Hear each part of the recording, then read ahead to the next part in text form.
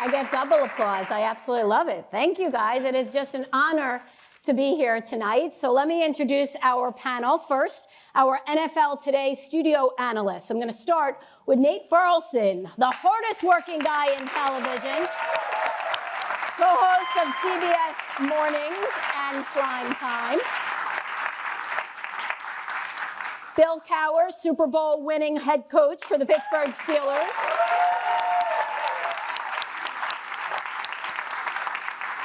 Boomer Esiason, former NFL quarterback and 1988 NFL MVP.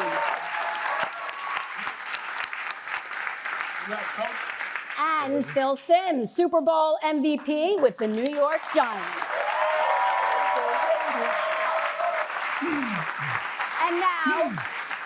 And now our chairman of CBS Sports, Sean McManus.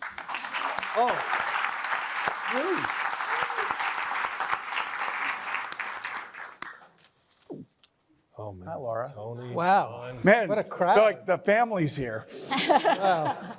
Well, our family. Any questions Yes. from the audience? Yeah. I'm sure you would love that. Yeah, I thrive on that. Well, let's start with what took place this weekend. You had a chance to see all the teams that have made it into the wild card round. Which teams impressed you the most, let's say, that you feel could really make a run throughout these playoffs into the Super Bowl? Let me just start and say this. I think we have one of the best fields of playoff teams. No doubt. Can make a case for every one of them. Yep. To me, the most impressive game was the Green Bay Packers. Yeah. For that, I mean, honestly, for them to go down there and Jordan Love to do what he did to make the defense make Dak Prescott look the way he looked was really, really impressive. And now they're going to San Francisco. And I'm telling you what, San Francisco, I think Kyle Shanahan said it, he goes, I started studying the Green Bay in the second quarter. Yeah. So he was playing the winner of that game. So, yeah, he saw the same thing we all saw. But you know, Coach, let's be honest. We're all happy the Cowboys lost. No.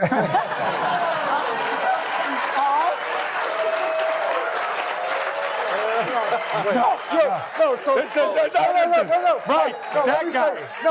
That guy right there. Therein lies the dynamic on our show. I gave you the positive, and here's the negative. Coach, somebody's got to keep it real around here. There's only one person that was rooting for the Cowboys. Sean. Yes, Tony Toronto. Sean. Sean. Tony Toronto. I was pulling a little bit for Dallas. But I think the best team out there is one we didn't see this weekend, which is the Ravens. And I think the other thing I think of this weekend that we saw is two of maybe the biggest stars in the NFL in the coming years with CJ and Jordan Love. No doubt. I think they what Jordan did in that first 15 minutes, throwing off his back foot and hitting receivers on a dime. I mean, it was Brett Favre, Aaron Rodgers type stuff for a Green. Yeah. Yeah. I mean, you lose Aaron Rodgers and you get Jordan Love. How's that working out? It's not bad. It's not bad. He's been on fire since Thanksgiving. He destroyed Detroit on Thanksgiving Yeah, Day. absolutely. So that started it. And then the game Detroit and the Rams, that was a good one. That was fun just because, you're sitting there, I'm rooting a little bit for Jared Goff, and I wanted to go well for him for many reasons. And he did more than did well. He did great. Yeah. And, And how about the Buffalo Bills? Yeah. They had this slump during their season where they struggled, and everybody wrote them off. Everybody jumped off the bandwagon. We were attacking Josh Allen, attacking their coach. It seems like they were falling apart. And they have knocked off team after team since then. And to be honest, even though they've had some injuries, they are one of the most dangerous teams because right now they're playing with house money. Nobody is selecting them to go all the way. I think Josh Allen is motivated like never before. McDermott has those guys ready to go. And we have, I believe, the game of the weekend. I mean, it doesn't get any better than Patrick Mahomes and Josh Allen. Yeah. It's going to be one hell of a matchup once again. Don't we have a recency bias, though? Like, we see these teams play. We know how good they look this particular week against, maybe the Steelers who played better than we thought they were going to play. But then you forget just how good Baltimore and San Francisco are. No doubt. These are two of the best teams. They got the number 1 seed for a reason. Yeah. And the thing that's scary about San Francisco to me is that they are the most balanced team. They run it, they pass it, they pass rush, they defend in the secondary. I mean, they have a great coach who's under a ton of pressure. We don't realize the pressure. Because if he were the coach of the Cowboys, we'd say, oh man, fire his ass if he doesn't win. But he's the San Francisco 49er coach. You said it. I didn't say it. Somebody else said it. You fire. I didn't say You it. want to fire every coach? that No, loses a no, fire no, no, no. I'm a big Tomlin fan, Coach. You know that. Oh, don't go down that. Okay, all right. Now, if you win, Steelers did all right. if you win enough games to get in the playoffs, if you lose, they want to fire you. I mean, it's really an unbelievable cycle we're in with coaches and all that, but that's the way it is. But to Coach's point, the storylines are writing themselves. Yeah, And, we're blessed to have the Super Bowl because as we look up going into the rest of this season, this divisional round, and of course the championship games, I'll take any of these quarterbacks. Right. I mean, we don't have to sell the game. The game is going to sell itself, and we will have great football come Super Bowl Sunday. See, about this the is why fact- Nate's so good, because he gets me back to where we're supposed to be. So think about we have quarterbacks up here, and the importance of the quarterback. The 8 teams that are left, Yep. 7 of the teams are all first-round picks. These are first-round pick quarterbacks. Yeah. And and the other quarterback, Mr. Irrelevant. Yeah, exactly. And maybe one of the best, Last pick. Brock Purdy. Well, that actually brings me to a good point, because Bill and Phil, in your experience, what is the one thing that a team needs to focus on in the Super Bowl in order to win the game? You can kind of pinpoint that. Is it quarterback play? Is it defense? Is it taking care of the week leading up to it? Yeah, it's coaching. Yeah. Coaching, there's a reason teams win and lose more in the NFL by coaches in the NFL have more power over wins and losses than any other sport. And it's the most valuable of all coaching and all of the major sports too. Game plans, how you do it, whatever. For the Super Bowl, what's that? Adjustments. Adjustments. At halftime? Adjustments at halftime, but I don't know if that's overrated sometimes. You go in, we did this well, let's do more of this and quit doing what we did wrong. But I think too, and I lived it, and I read everything, and all the pressure that players feel, Bill, and everybody in the game. And I thought, well, if I ever get there, I sure as hell I'm not going to choke it off the first quarter and a half. Yeah. Because, I won't say their names. There was 2 quarterbacks said they couldn't focus until late in the second quarter. And I went, oh my gosh, you wait your whole life to do this. So I was thinking about that. We got in the huddle after about 3 plays. Everybody in the huddle could barely catch their breath. And, It was the because lights, the moment, the adrenaline, everything. So if you can, you got to withstand that. And Kind of like the pregame show for the Super Bowl, right? yeah. Yeah. Exactly. 4 hours. Going. But last thing, though, is this for Bill. Bill and I have talked about this with Drew, our producer right here in front, Drew Kaliski. Shout out to Drew. What's up, Drew? Yeah. Hey! Drew. Is you can't be afraid, and you got to have special plays, I think, ready for all big playoff games. Phil, let me ask you this, because you play for one of the more polarizing coaches, and we talk about, I love your stories. Going into the big game, what was something that was said to you by your head coach? Oh, hell, let it go. Sims, this is true. He said, can't be afraid to go down in flames. Of course, many times in my career, I went down in flames. I walked out of the locker room once. This is a true story. 1984. Bill's outside the locker room, and he's Bill Parcells. Bill Parcells. He's not a rah-rah guy. And I'm walking by him. He goes, "Hey, Sims, if you don't throw at least 2 interceptions, you're not taking enough chances." And I go, "I can take care of that." So That's the one I was looking for. That was it. but he was that. Hey, and you guys hear me say it all the time, right? What, Bill? It's not a game of perfection. Right. So don't try to be perfect. Just go and see what happens and live with the results. So. I went in my 4th year in '95, and we lost that game. We had a chance to go back 10 years later. And when you lose, you get there, you go, well, we'll be back. We'll get back there again. And sometimes you never get back. And some people never make it there. Mm-hmm. It is a grind. It's an honor. It's an opportunity. It's a privilege to be in that game. And I just remember the second time, after losing the first one, I said, just remember one thing as you go into this week, as we leave. And I left a lot of things to be inserted the second time in the week of the game. You start to think, first time, let's do this. We can work on it for 2 weeks. But by the second week, it's stale. your mind isn't used to staying with the same game plan week to week. So try to keep the routine the same. Give it to them on Thursday, Friday, and we'll have to execute it on Saturday. But you give it to them the week before, then you start making changes and you start overthinking it. Yeah, totally. So I just never said the last thing I said. They never remember who loses this game. Thank you, Coach. No, you don't. Jesus, holy God. That was my prelude to boom. You sit me right in between the two Super Bowl winners. I will say this in regards to. I do remember, though. Thank you, Coach. I appreciate it. I will say. You had a hell of a game, though. The most important relationship is the quarterback and the head coach. To me, that is the most important relationship, whether it be Bill Parcells and Phil Simms, or you and Ben Roethlisberger, or me or Sam Weish. When I look at these 8 teams that are left, and you think of the head coaches and the quarterbacks that they have, I don't necessarily know that there is a tighter relationship or bond between any quarterback and coach than Lamar Jackson and John Harbaugh. Ooh. Wow. But nobody even thinks about that. He was there with that whole contract thing. John Harbaugh was in his corner the entire time. Yeah. And he drafted him in the first round. Remember that? Yeah, I And he had to, listen, Lamar had to grow up. He had to mature just like all of us did. Yeah. And the great thing that I like about what Lamar said this week was, I immediately started watching film of Houston.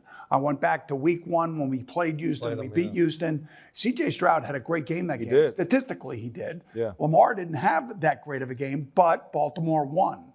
And I think this is a different Lamar Jackson this year than we have seen the last few years, because he's heard all the, I guess you would say, criticism regarding not winning a playoff game after he won the MVP a couple of years ago.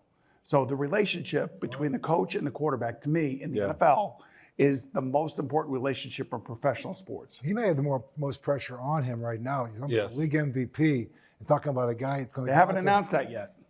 And I could tell you, being in Buffalo, there were a lot of chants, MVP. Josh Allen. And Josh Allen took off for 52 yards. And rightfully so. 40-plus touchdowns. I mean, you can't argue that. 4 years in a row. 4 years in a row. Let's talk Super Bowl in Vegas, 58. Sean, tell us about what the viewer should expect from the CBS Sports presentation. First and foremost, a clean broadcast. You go into the Super Bowl knowing that there are 100 million people or more watching, and you know that a number of plays in the game are going to be determined by what kind of angle CBS has on a controversial play. So first and foremost, you go in and you try to remember that it's still a football game. It's 100 yards long. There are 11 men on each team. So you approach it as a football broadcast with quantumly more facilities. I wrote down some facts that I got this morning about our coverage. We have 19 mobile units at the stadium, 165 cameras, 20 cameras installed in the 8 pylons around the field, 3 live drones, and 48 slow motion angles. So we, I think, have every angle, if you will, covered. Wow. But Do we have more than one Taylor Swift cam? We do. From your mouth to God's ears. Oh, wow. Oh, wow. That would be a dream come true. Yes, if we did. That would be a dream come true. But the standards are so high, and the level of production that all the broadcast partners are providing, that you really want to distinguish yourself. And to be honest with you, a lot of the distinction comes from your on-air talent. With you and Jim and Tony in the booth and these guys in the studio, that is your signature, really, is who is calling the game, who is analyzing the game. And I think we have the best team. Listen, I'm not objective because I work for CBS Sports, but I think we have the best broadcast team in the booth and in the studio of anybody. So I can tell you the butterflies will be churning on Sunday morning for all of us. Mm-hmm. And you want to walk away, feeling really proud of the job that you did, and you want to walk away with people thinking, boy, those guys did a really good job. And if you get that, you've won the day.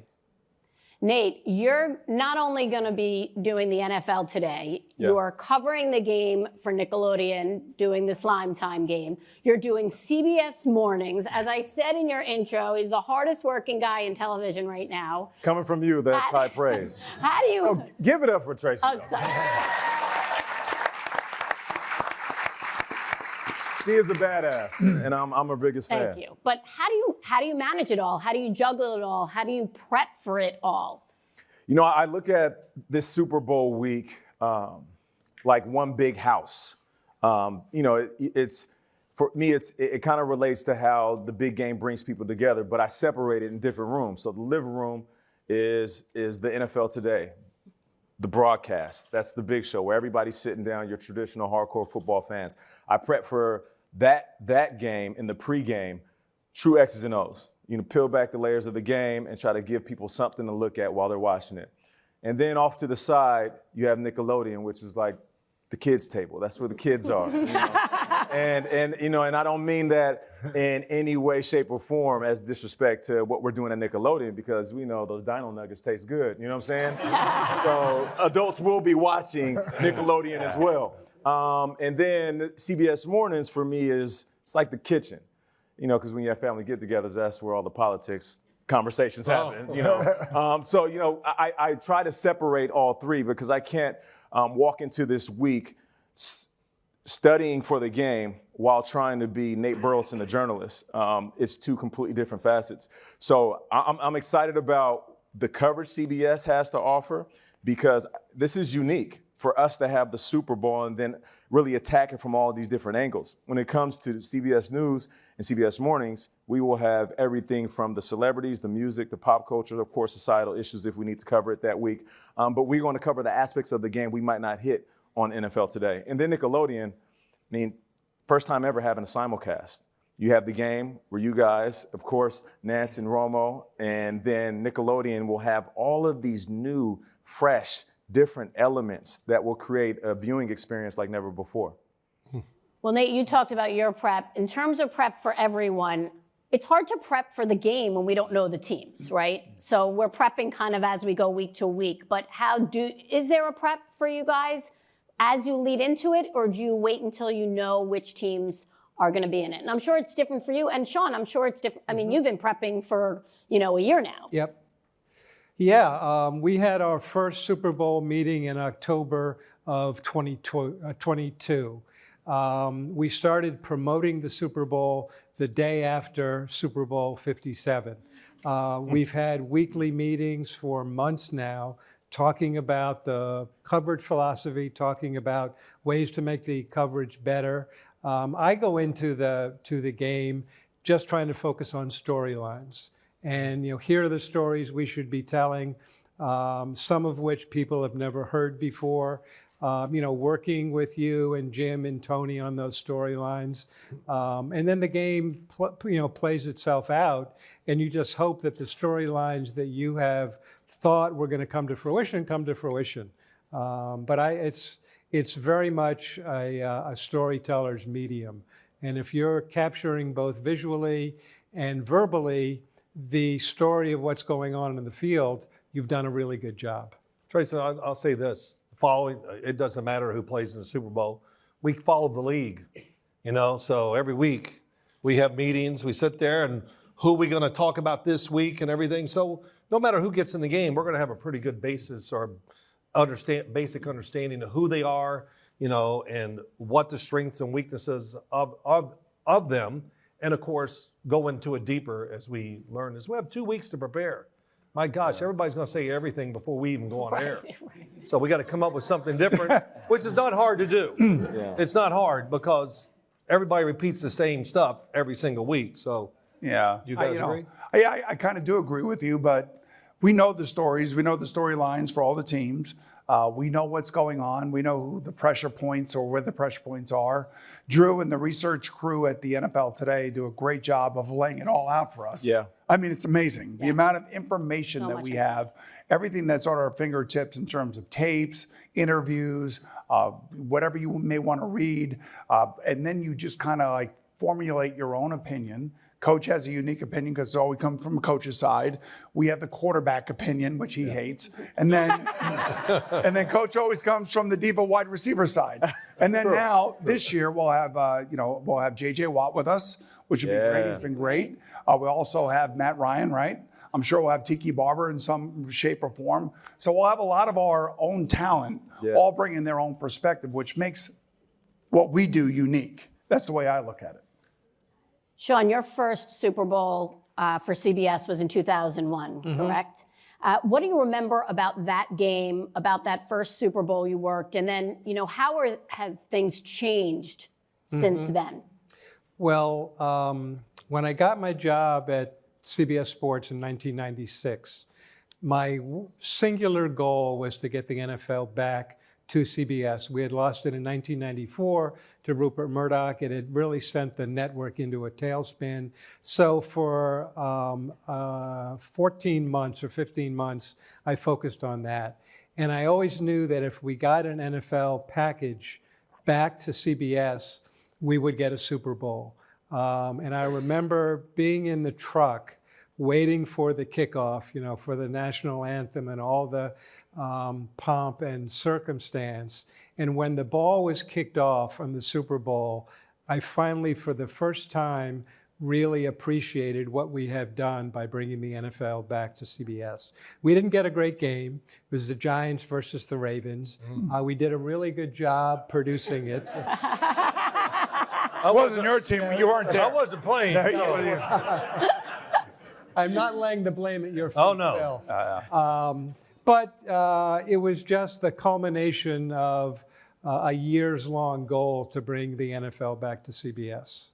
And Super Bowl is such a great opportunity for the entire company. Just tell us a little bit about Paramount and what they're doing to support CBS Sports' coverage of the game. And of course, what viewers should expect from the Nickelodeon simulcast as well. I mean, the entire corporation of Paramount has embraced the Super Bowl. We have this enormous and beautiful set at the Bellagio Hotel. Evening News is going to be there. Entertainment Tonight is going to be there. Drew Barrymore is going to be there, the CBS Evening News. So we are trying to give exposure to as many platforms, not just sports platforms, but entertainment platforms as we can. Nickelodeon is a great example of taking the biggest event in the world and putting it on a different platform and figuring out a way to attract a new audience, which is, kids. We have all of our affiliated stations there, many of them, and our owned and operated stations who will be doing programming. As I said, we started promoting the Super Bowl with a campaign called We Can't Wait, and the amount of promotion that the Paramount platforms has given the Super Bowl is unprecedented. Conversely, we have tens of millions of dollars in promotional value in the Super Bowl. So whether it's promoting Tracker, which is a new series that's going to follow the Super Bowl on Sunday night, or whether it's promoting our news programs or other entertainment programs, you couldn't afford to buy that much promotion and that much advertising for your different content than you can in the Super Bowl. So it is a total and complete immersion of the Super Bowl into the Paramount family. We've got Paramount Plus ads featuring Tua and Josh Allen. We've got all sorts of integrations with our theatrical movies, into promotion for the Super Bowl. So, when we were just CBS, and we weren't one with Paramount, we didn't have as many opportunities as we have today. But we are a multifaceted, incredibly valuable content machine. And the most valuable content we have of everything, whether it's CBS or MTV or Paramount Studios, the most valuable content that we have at Paramount is the Super Bowl. And I'm proud that we have really we've really maximized the value. I want to give one stat which I think talks about how incredibly valuable the NFL is, not just to CBS, but to the entire television ecosystem. In 2018, 61 of the top 100 programs were NFL programs. In 2022, 82 of the top 100 were NFL programs. In this most recent year, 2023, 93. There are only 7 programs in the top 100 that weren't NFL programs. That's wild. So that's why we pay you guys so much money. You may disagree with that. No. Coach, we're all in with you, Sean. We're all in with you. You did forget Boomer and Gio's going to be there too, but that's okay.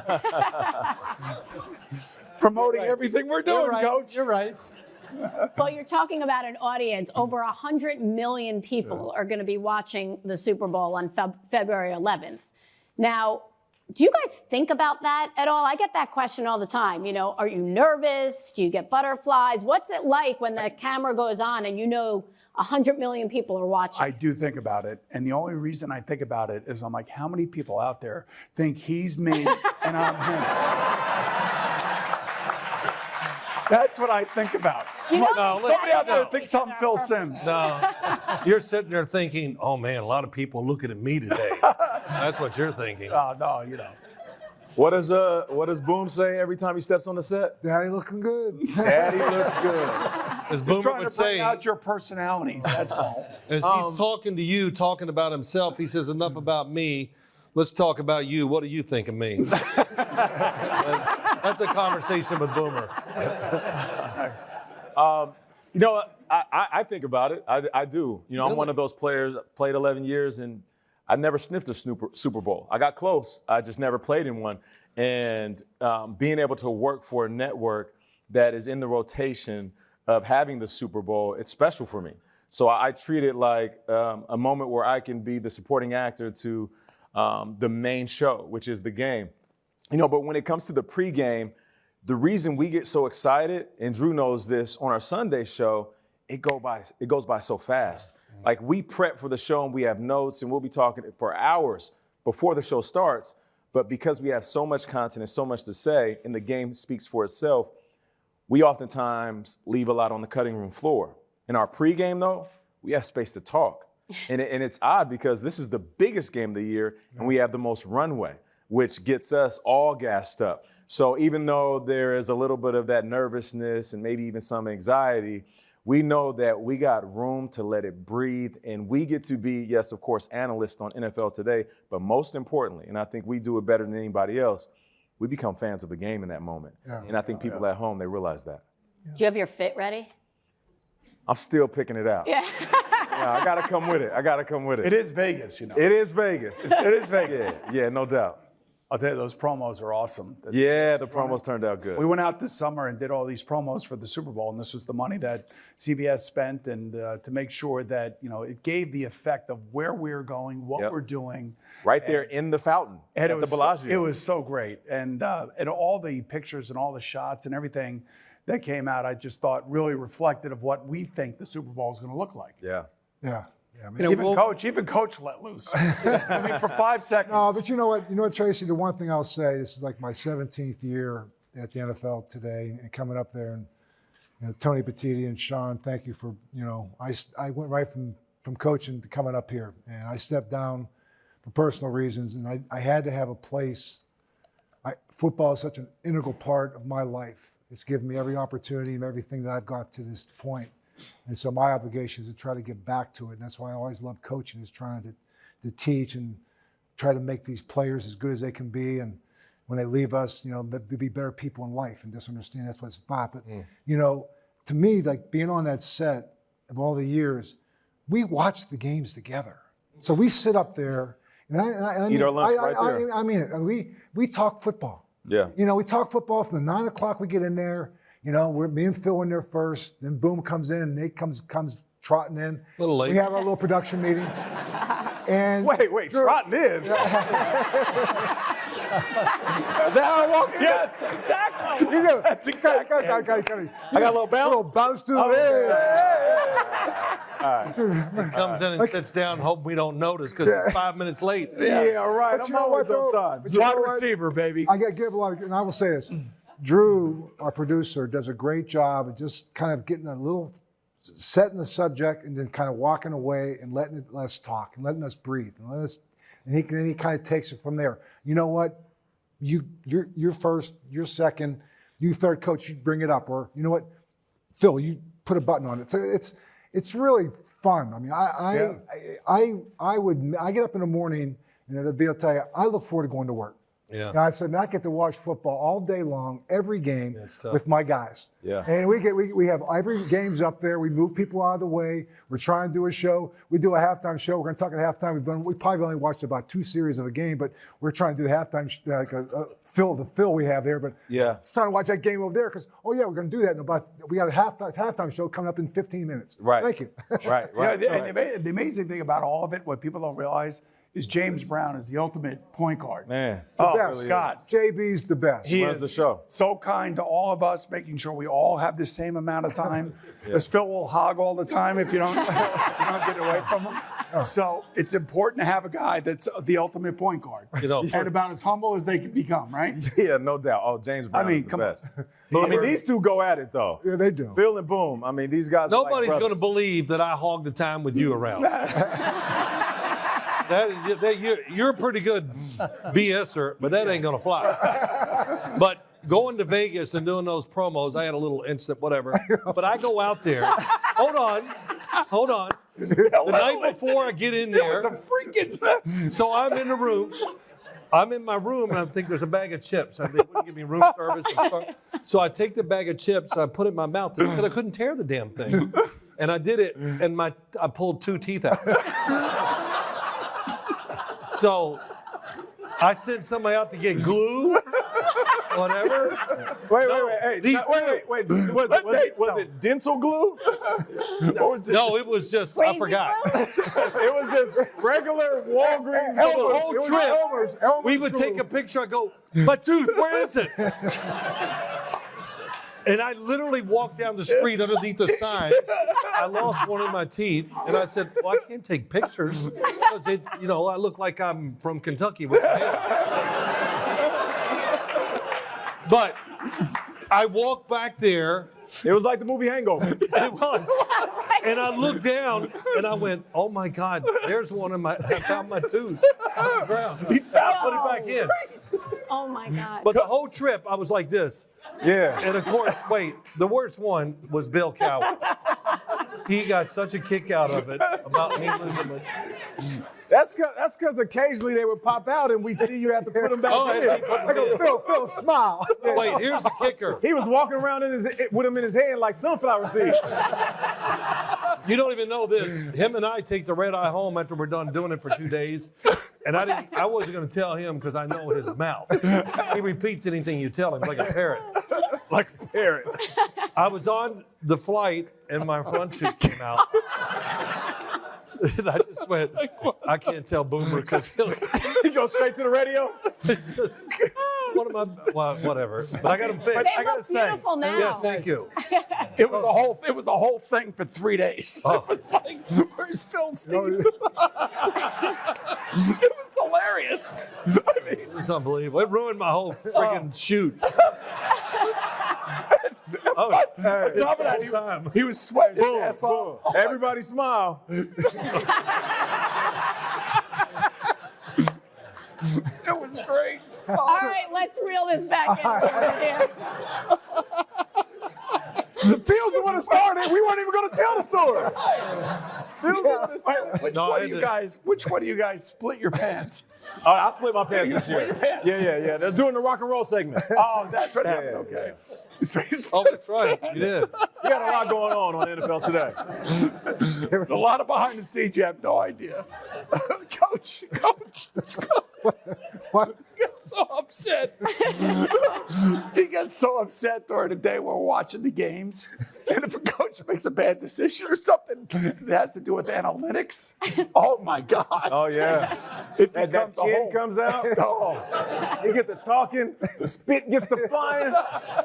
I just heard recently that's called the Cowher shower. I swear, I heard that like 2 days ago. I said, that's a thing? It is a thing. It's a thing? Oh, yeah. Oh, yeah. Don't we all feel bad for Drew? Remember, when we have meetings with team meetings, no one was sitting in the front row. Give you some space. Every once in a while, he does it on set. Yeah. Every once in a while, I can see a little. It starts dribbling. Next, Tracy, let's keep it All going. right, as we're sharing stories, let's turn it back to the Super All right, come Bowl. on. Some memories, some stories, maybe of your broadcasting years, broadcasting the Super Bowl, or playing in the Super Bowl. Is there one or two that just stand out to you? Bill, you want Well, I got a true story. The Super Bowl 40 in Detroit. We did a walkthrough the night before the game, the day before the game at the stadium, and we were walking through a Seattle play, and all of a sudden they go, "Run that again," and they were running the seam pass, and we really didn't have anybody on it. And I'm going, and Troy says, "Don't worry, Coach, I'll jump it." I'm going, No. You've been jumping stuff all year. You're not jumping this. So I went back and I put in a defense personally, brought Dick LeBeau in, Keith Butler, John Mitchell. I said, "Listen, we're getting in the ballroom. We're going to walk through this. These guys don't motion a lot, so we can really set this up." But I said, "Don't make it look like we're panicking. I'll run it. I'll just tell you, just in case we need it. We just want to just put this one in. It's very simple." When we walked through it, the next day we called that defense 42 times. Oh my gosh! I didn't We know that won 39. And so my point was save things, because I got to the point a lot of times I would overthink it, so I wouldn't look at something until the last minute and go with it. And I kind of waited a little bit late and saw that, but we did it in the night before the game. But it almost took the pressure off the game. Right. Because they were still thinking about this defense I put in. So they were so focused So on the locked game. in. So locked in the game. So I said, save something so that down there it becomes normal. It's a normal week because you have all the things coming at you. And I said, you'll never remember who loses. So the sacrifices you make, because I've been on the other side, and as you've been. And so, it's We get it, Coach. You lost the Super Bowl. Get it, Coach. Damn. But you know what? That to me is a memory I have of doing that. That's pretty awesome. Not nice. Listen, I'm not going to go into the story, but thank God you did that, Bill, because I was on the field for your warm-ups. You know what I'm talking about. Yeah. That warm-up was the worst I've ever seen. Our quarterback, Ben, I think he threw for 125 yards.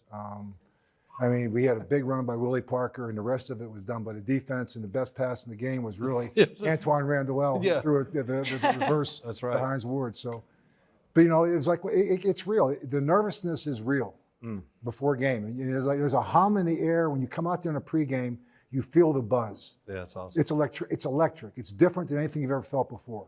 How about the nervousness from you guys as quarterbacks, that first snap right there? Yeah. Well, we threw it the first snap, which was we'd worked on for 2 weeks. We were going to run this play and worked. I was not a nervous guy. I didn't really get nervous the night before the game or warm-ups. I just didn't do that. And, I remember the night before the game, I stayed up almost the whole night. It wasn't because I was nervous. I was just relaxed and everything's over. And I'm watching Saturday Night Live and Joe Montana was hosting. I said, damn, he's doing a good job. I just remember that. And I went down the next morning, had a little breakfast, went to the stadium really early. I had 3 offensive linemen in a taxi with me. And on the way over, I'm not going to tell you that they're smoking cigarettes like they're going, like, who do you think, Phil? Who they're sending? Roll the windows down. Wait, you took a taxi to the Super Bowl? Yeah. It's amazing that. Well, we went way before the bus. Yeah, we would go before Yeah. the bus. You take a taxi. How times have changed. Yeah. Right. You wouldn't be allowed to now, probably. You'd call Uber. What was amazing is in 1986, when he had his Super Bowl out in Pasadena, I was working for a local CBS station, WCPO in Cincinnati, and I covered the Super Bowl as an active player in Cincinnati. And I interviewed this idiot after the game. Really? Oh, yeah. I don't remember that. I'll get the interview for you. You were very kind. Said a lot of nice things, unlike today. But you were great. So I covered him. And then, of course, Super Bowl 23, we go. Yeah. And we ended up losing. Thanks, Coach, for reminding everybody. But we lost right at the end. Joe Montana led a 3-minute and 20-second drive down the field, and they beat us with a touchdown. We took a 16-13 lead, ready to go. And I come walking off the field, and Coach Weiss says, I think we probably left too much time on the clock. So I was standing on the sideline, And Phil did the first ever I'm going to Disney World commercial. Right. So this is like 2 years later. I am selected for Cincinnati to say I'm going to Disney World. And I'm standing on the sideline. And if you remember this, about 20 people come out. They're in all black, the black rim, creative type, like many of you out here.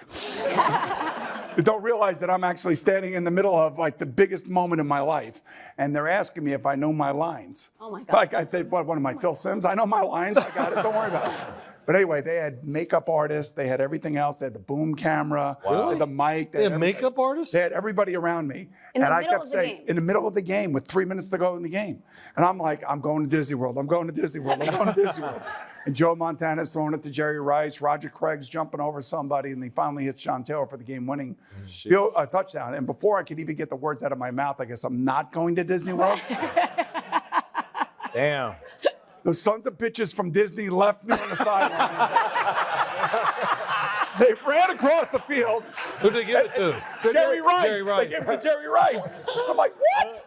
I'm like, and then they hired me a couple years later, well, 10 years later, to be like the Monday Night Football guy. Then I got fired, and that's when I met Sean for the first time in New Orleans. Yep. And you shook my hand, and you said, I want you to be a part of the NFL today. In 2002, it was the Fox Super Bowl after 9/11. Yep. And we had a meeting down there. Yep, I remember it well. And Sean said, would you come to New York while I lived here? Would you be a part of the NFL today? And that was 22 years ago. And you said, are you keeping Phil? Well, Phil wasn't with, Phil, you kept Phil as the lead analyst, is what you did. Oh, man. I'll tell you a memory Yeah. from a Super Bowl. New Orleans, Ravens, 49ers. Yep. Blowout in the first half. Kind of a dull game. And all of a sudden, we're in the halfway through the third quarter, and every single light and every single monitor in the control truck goes dark. And I thought, this is a nightmare. This is not actually happening. Nope. And I thought, well, if the game is still being played and we don't have CBS facilities, that's an unimaginable crisis, because we have, at that time, commercials were worth about $4.5 million per 30-second commercial. And if the game is being played and 110 million people are trying to figure out why their screen has gone dark, it was the ultimate panic. Oh, man. And we had no communication with our announcers, as you know. We didn't know if it was a terrorist attack.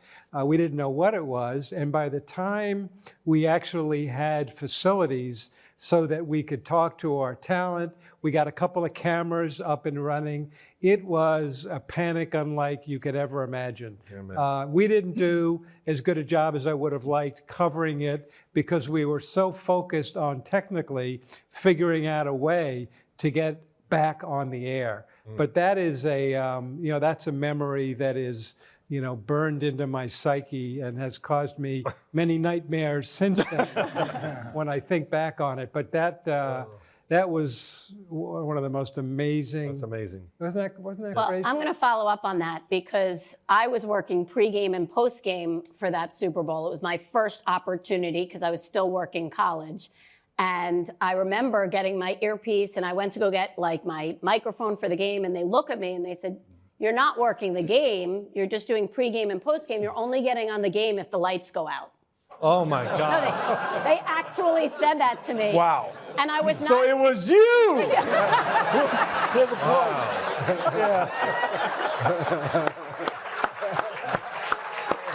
Finally, after all these years. Oh, that's great. That's funny. So I was in the green room. I wasn't even allowed on the field. And I remember, that was good. I remember turning to my producer and saying, we were watching it like everyone else. The lights just go out? And yes, Nate, I was like, let's go, let's go. It's my time to shine, baby.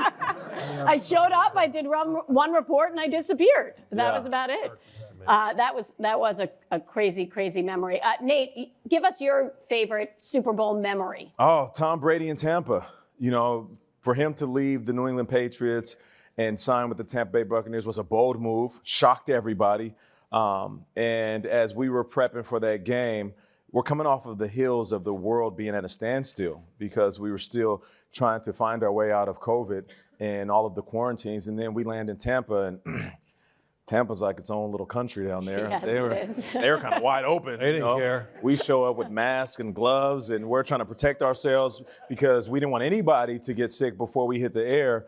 And Tom Brady just playing an unbelievable game. Of course, he had the compliment of the pass catchers and running backs, and that defense just harassed Patrick Mahomes. And I think for the first time, at least for me, being such a fan of Patrick Mahomes, that was the first time where I saw him bleed.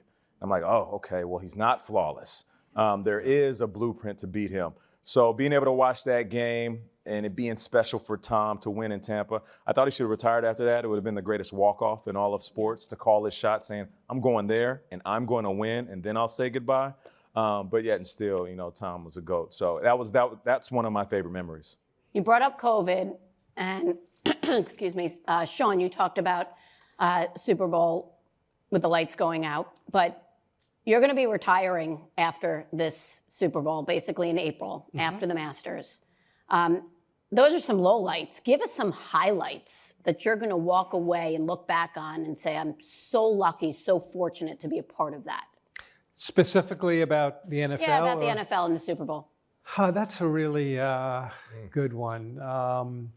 New England beats Carolina in the last second, and the Brady dynasty continues. Was an amazing moment for me. Let me think. Tom Brady, same thing. I was lucky enough to see sort of a similar type situation when Tiger Woods won the Masters in 2019, 22 years after he won his first one. But to document Brady, probably the greatest player of all time, to document Brady in that game was an incredible honor. I'll tell you what else I remember. I remember halftime of a particular Super Bowl in Houston. I was walking, I was in the truck during the first half, and I remember an incident that happened on stage with a wardrobe malfunction. Yes. Which began, an S storm, which was unlike anything ever seen before. And that had nothing to do with the football game. It had nothing to do with us. We weren't producing it. But it was one of those moments that you didn't realize how big a moment it actually was. Yeah. And it became, a national obsession for a number of weeks. And, it's unfortunate because that really was one of the best performances. I mean, best. You know what I mean? Yeah, we know where your mind is. Yeah. That's the news take on things. Yeah. What do you think, because we're going to be wrapping up shortly to take a few audience questions, but what do you think makes the Super Bowl the biggest event in television year after year after year? Why is it so consistent? That's such a great question. We're all sports fans here. Coach talked about it. When we're on the set, we watch the games. We talk football, talk locker room, we talk life, talk family. But we also talk other sports. Boom will multitask and watch, 5 games and then a hockey match because he has to talk about it on his show. So we see all the biggest events in the world. We're fans of every sport. I don't care if it's the biggest UFC match, the World Series, soccer internationally. It just seems like football is king. It is. No matter how you spin it, no matter who's playing in the big game, no matter where it's at, people love football. And it truly is a blessing for us to have played the game, and then now we get to be involved in the biggest event there is. Like Super Bowl Sunday, it really doesn't get any better than that. I don't know how to answer that question. I think about it often because I'm such a consumer of everything sports. Maybe these guys have an answer. You know what I think about? I think about Pete Rozelle's vision for the Super Bowl and how he built it into what it is today. You have to remember where it was born, why it was born, where it came from, the AFL and the NFL coming together, the 72 Dolphins, the Jets beating the Colts, all of these historical moments that came through this great game that we all love and we played, we've coached. But I think that there was one man that had an idea, and his name was Pete Rozelle. And then that idea has grown to where we are today, where it becomes 110 million viewers if it's a great game. And hopefully it will be a great game. Hopefully we'll have great stories, whether it be Tom Brady going to Tampa, as Nate said, because everybody wanted to see what Tom Brady was going to do. And he had his whole personal life out there, for everybody to digest on top of that. Yeah. I mean, if this is Patrick Mahomes and it is Taylor Swift and Travis Kelce, you can't even imagine how big this is going to be. So that's why Sean was kind of alluding to the fact, it'd be nice to see Patrick back there. But I mean, for those of us who played, we just want the guys who we feel deserve to be there, and not for any other reason other than their performance on the football field. Yeah.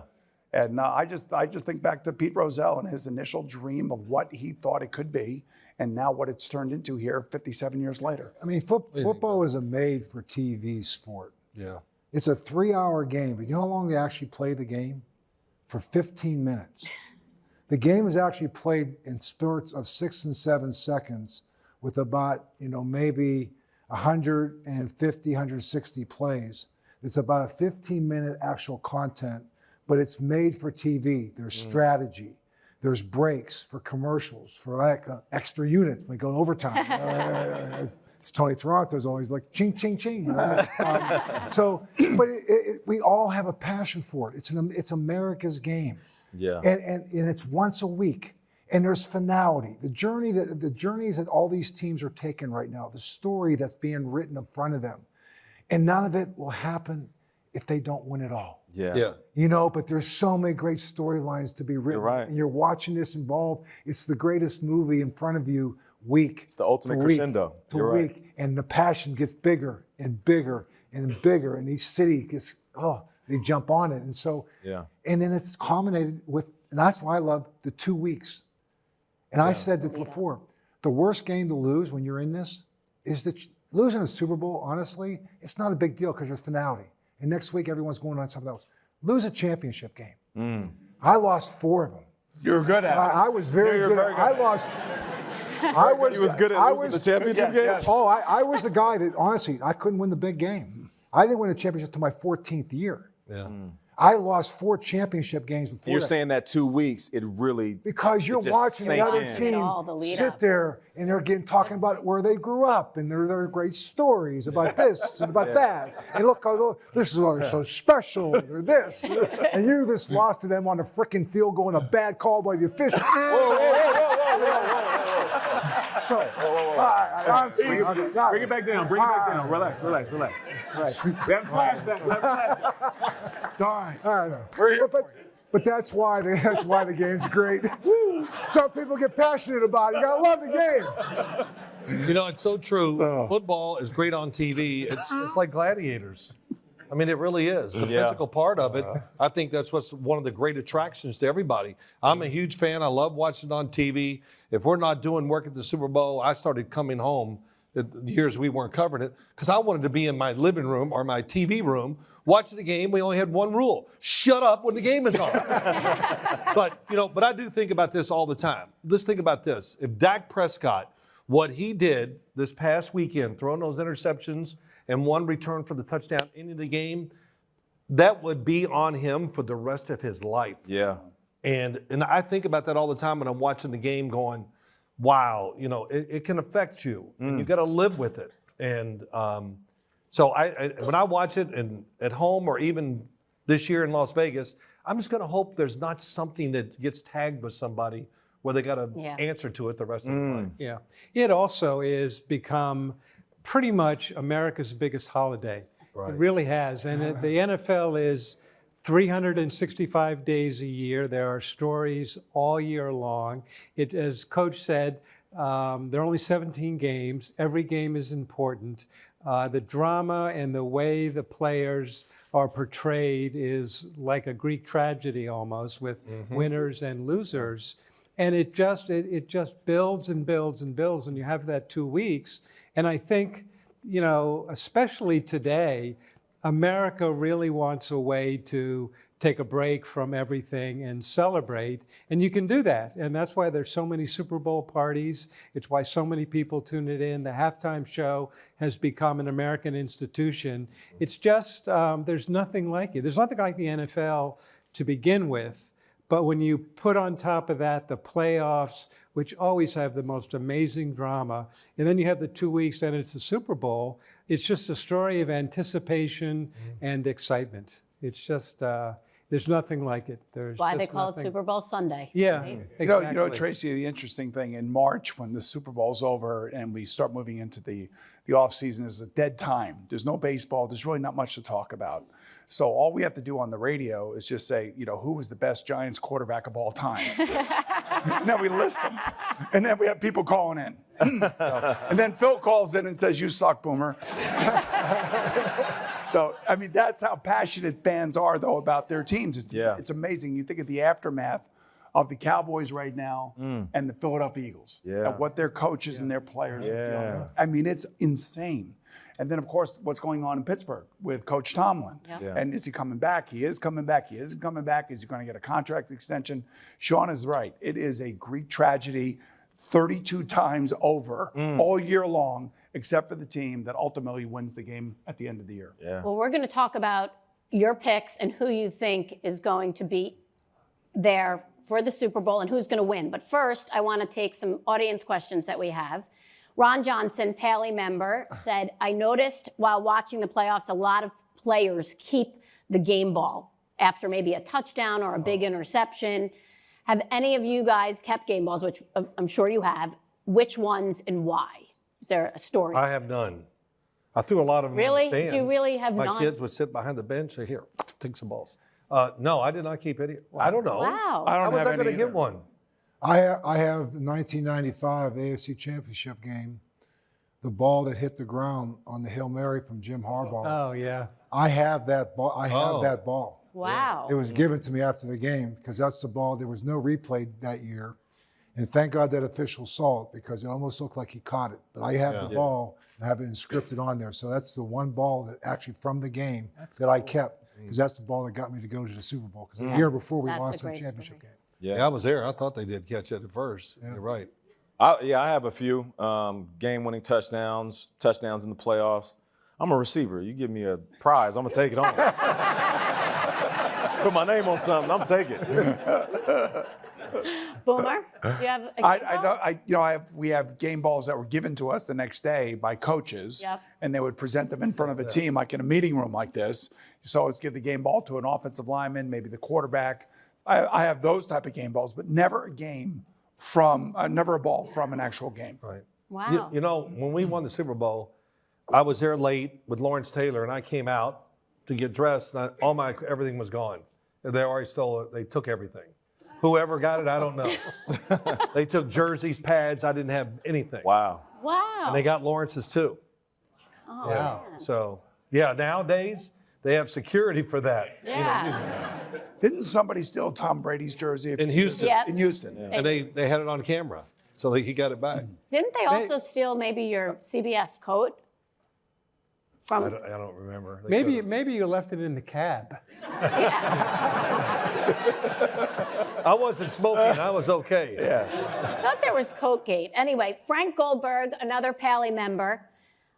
Bill and Phil, this is for you. How often and when do you wear your Super Bowl rings? I never wear mine. I'll Well, they wear don't it. fit anymore. I'll wear it on Super Bowl Sunday. that's a good It's the only idea. time the only other time I've done it when I go on the USO tours overseas, and I've gone there. I went to Iraq. I've been to Afghanistan. I will take it with me so that the soldiers have a chance They to love wear to see it. it, yeah. So I let them wear it. So Super Bowl Sunday, you gonna Super wear Bowl it? Sunday, oh yeah. Phil? Yeah, I got to put them on my little fingers now.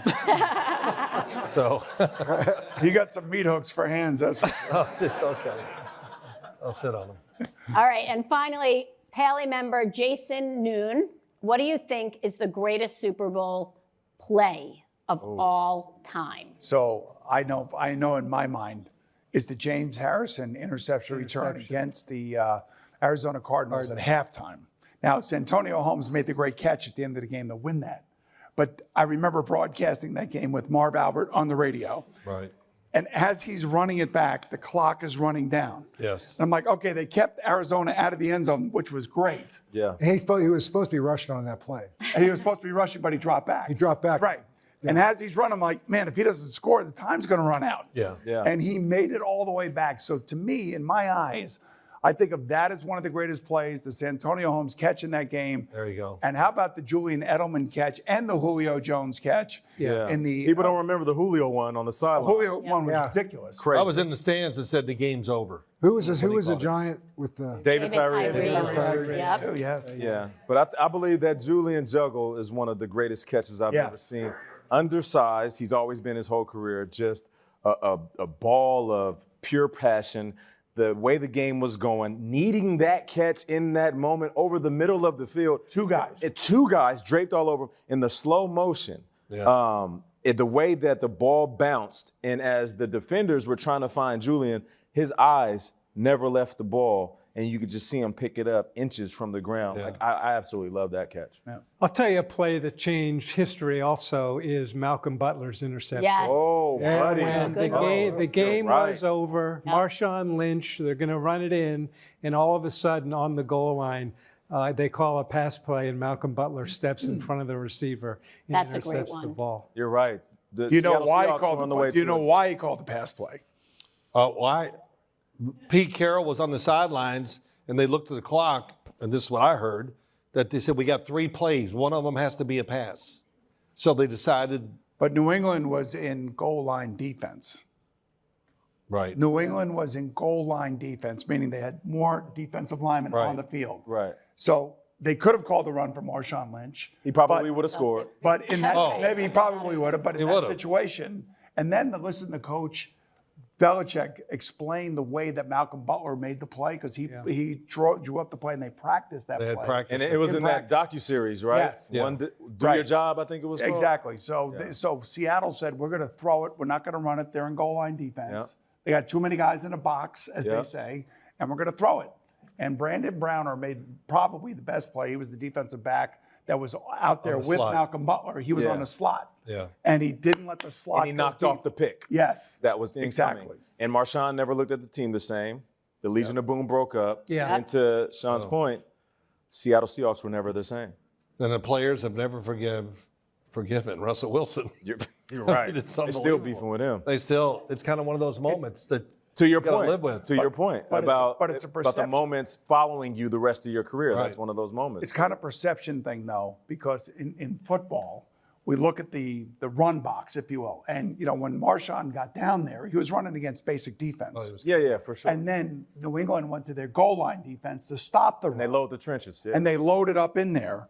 So now the answer is to throw the ball because you have one-on-one on the outside. Or so you thought. So, well, they did, but it was just perfectly played by New England's defense. Yeah. I'm surprised you didn't say Scott Norwood. I was going to.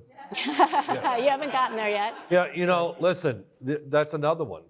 It's with History him his whole changing. life. Yeah. History changing. Buffalo wouldn't have this conversation still the same.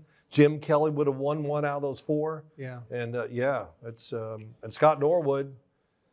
They never really forgave him. They probably No. still haven't. So. No, Okay, so who?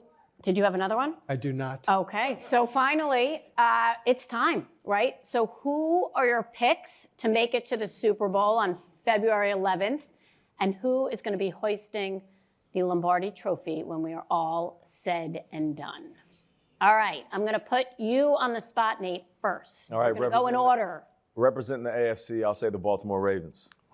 And as much as I want to go with the team that everybody is picking in the NFC, the 49ers, I got to show my team some love. I'll say the Detroit Lions. Wow, that would be huge. Sean, I would think that would be a team that would garner some interest in ratings if they winded up in the Super Bowl. It could. Yeah. It could.